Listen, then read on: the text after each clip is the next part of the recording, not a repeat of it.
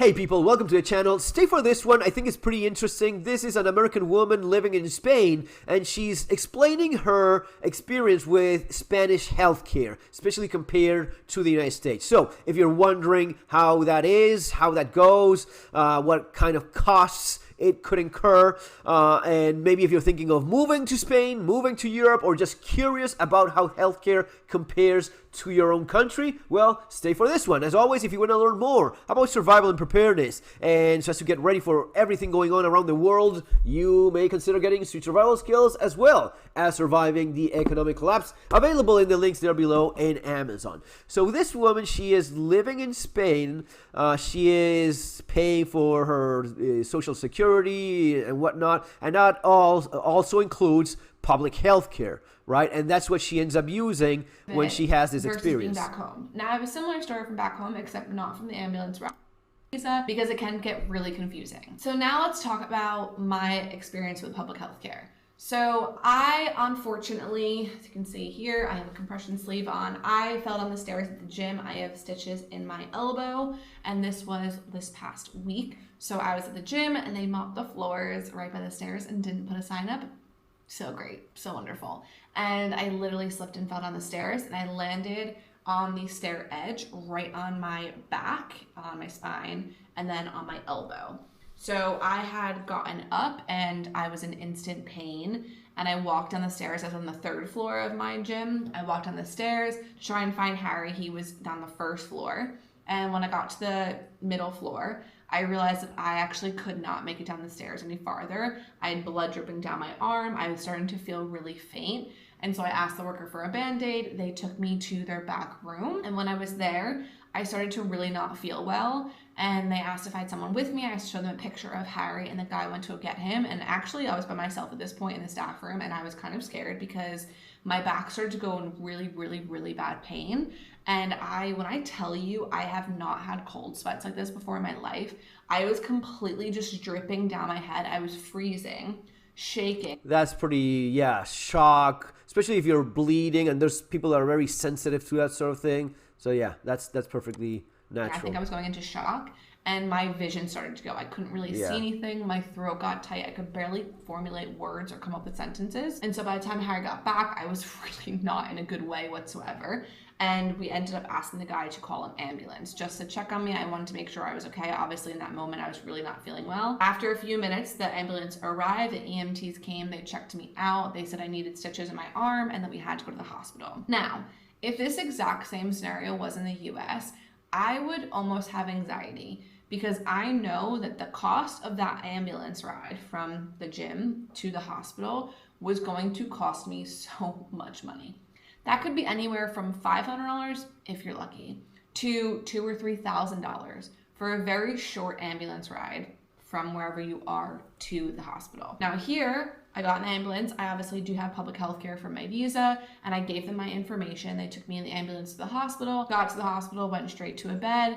They took care of me. I got an x-ray on my back, x-ray on my arm, and they realized that nothing was luckily broken, just some contusions and really bad bruising. And they told me I had to get stitches in my elbow. So they put some stitches in my elbow, sat there. They gave me some medication, some pain stuff, and then they sent me on my way.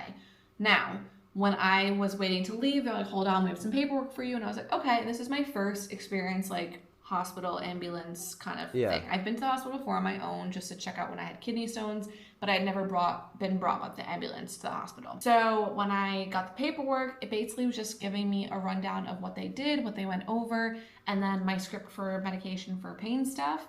And then I was off on my way. And that cost me no additional money. Zero additional dollars. Yeah. So I was able to go through that whole experience and get good care and not have to worry about the cost of it versus being back home. Now I have a similar story from back home, except not from the ambulance ride, but the cost still doesn't matter. When I was home, I had broken my foot, and at the time I worked in orthopedics, so I knew exactly what I did. When I got to the urgent care center for my hospital, I told them, I was like, guys, I broke my foot. Can you please put a cast on it and send me on my way? Just x-ray to make sure. And like, yep, of course. Did the x-ray. I was in and out in 45 minutes, put my cast on, my crutches, and I was on my way home. I then got a bill about a few weeks later, and the bill was $16,000. Now, my insurance did cover a good majority of it, but my out-of-pocket expense was $2,700. Almost $3,000 for breaking your foot when you have insurance. That's fucking hilarious. That's $2,700. Mind you, I paid like $150 copay just to go and see the doctor at urgent care. And I also paid $400 a monthly to my premium for my insurance. And of course, I still pay taxes. Because the one thing in Europe that people say that drives me absolutely mad is they're like, healthcare isn't free. We pay our taxes. Yeah, no shit, Sherlock. Like, everyone pays taxes. In the US, we pay taxes, but it doesn't go to healthcare. But they're not wrong. You're paying for it. It's public, but it's not as if it's free. You're paying for it. Doesn't go to actually helping us and make sure our health is okay. Here, you pay your taxes and actually goes towards your healthcare. Yeah. It goes to make sure you're good. So when I had my bill, I literally was like, what is this? $2,700. I was in there for 45 minutes, saw a doctor, took an x-ray, put a cast on. What could you possibly charge me that much for? Went through my bill because I was like, I want to see exactly what's up. And I called them. This is where my mind was absolutely blown. I was like, why do I have 3 charges for an x-ray? And why do I have 2 charges for doctor visit? And why do I have 2 charges for my hospital bed? And the lady explained to me, I had 3 charges on my x-ray because 1 charge was from the urgent care center, 1 charge was from the doctor, and 1 charge was from the x-ray tech with the x-ray company. They're all separate entities pretty much that are contracted by the hospital. So they have all 3 separate pricing, not even gonna say pricing, 3 times separate pricing for 1 service. So an x-ray didn't cost me like $300, ended up costing me thousands of dollars because each one of them. Imagine buying fish and chips. Buying fish and chips, right? A few bucks, whatever. No, but we have to pay for the cook. We have to pay for the restaurant. We have to pay for the fuel used in cooking the food. We have to pay for power, lighting. We have to pay the guy that actually fished the damn fish. We have to pay for the fuel in the boat. We have to pay for... If you're gonna break it down like that, you can charge whatever you want to anyone. It is just a scam. Decided that I had to pay for it.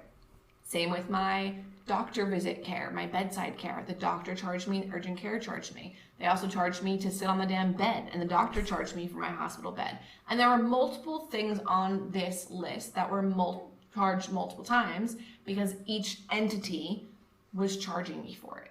So American healthcare really is about profit. It's not at all about healthcare. It is solely about profit. Otherwise, they wouldn't be charging you multiple times for 1 service because it would all be under 1 thing. Now here in Spain, hospital, ambulance ride, EMTs, nothing in addition, nothing. And I've been to the doctor multiple times here. So outside of going on the ambulance ride to the hospital, I have been to the doctors. I have chronic kidney stones, so I'm constantly going and getting them checked up on. So I have been to my local doctor office. I go there, make an appointment, go, nothing, doesn't cost me anything. The only thing I pay for is my medication. And even at that, like, my medication is so cheap. I remember one time they gave me a script for some medication. I went to the pharmacy and I gave them my script and they were like, I'm just letting you know that this isn't covered by your public health. And I was like, yeah, that's fine. She's like, are you sure? And I was like, yeah. Like, how much is it? And she was like, 10 euros. I was like, 10 euros. I'm lucky to pay 10 euros if it's covered by insurance in the US for... Yeah, anyway, typical story, and yeah, that's basically how it goes. There's gonna be, of course, all sorts of stories, but in general, what she explains is a good representation of how it works. Guys, as always, see you on our next video. Have an awesome day. Take care.